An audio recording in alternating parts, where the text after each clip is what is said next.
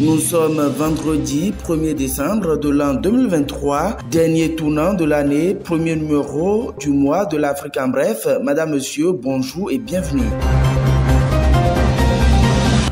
La présidence de la Côte d'Ivoire annonce la tenue du prochain sommet ordinaire de la CEDEAO pour le 10 décembre à Abuja, la capitale du Nigeria. Elle l'a fait savoir à travers un communiqué publié mercredi suite à une rencontre entre le chef d'État ivoirien Alassane Ouattara et le président de la commission de l'organisation régionale Omar Alieu Touré à Abidjan. Les États membres se verront donc pour échanger sur des questions d'intérêt après leur dernier sommet qui remonte à début août, qui était entièrement consacré à la situation au Niger après le coup d'État du 26 juillet.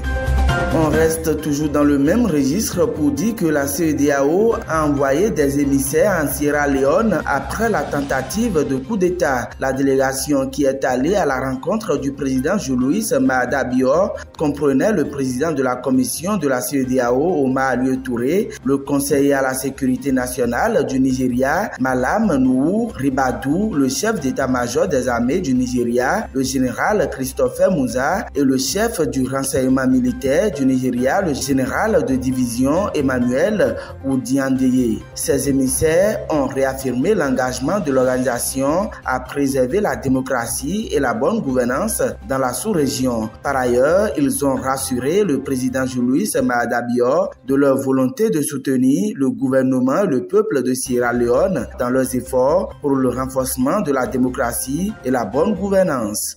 En Éthiopie, c'est le choléra qui sévit. Déjà 23 personnes sont décédées du mal en 2 semaines dans l'est du pays, a indiqué jeudi l'ONG Save the Children. L'organisation non gouvernementale craint que l'épidémie ne devienne incontrôlable. Dans cette partie du pays touchée par d'importantes inondations, 772 cas de choléra ont été confirmés avec 23 décès. Les enfants de moins de 5 ans sont les plus touchés par cette maladie mortelle. En Zambie, les autorités œuvrent pour accueillir la première usine de vaccins contre le choléra en Afrique. L'information est relayée par l'agence de presse africaine. Le gouvernement s'est engagé auprès des centres africains de contrôle et de prévention des maladies, Africa CDC, a établi dans le pays le centre de production de vaccins anticholériques de la région. Cela permettra aux gouvernants de mieux faire face à cette épidémie qui sévit depuis 1977 en Zambie. Divers pour finir avec ce numéro, Safina Namukwaya, une Ougandaise de 70 ans, a donné naissance à des jumeaux, un garçon et une fille. Elle qualifie cette naissance de miracle. Selon les informations de VOA, la mère et les bébés sont en bonne santé et sont toujours en observation dans un établissement de la capitale, Kampala. Le média a fait observer qu'il y a 3 ans seulement, la septuagénaire avait donné naissance à une fille après avoir été qualifiée de femme maudite pour n'avoir pas réussi à avoir d'enfants auparavant.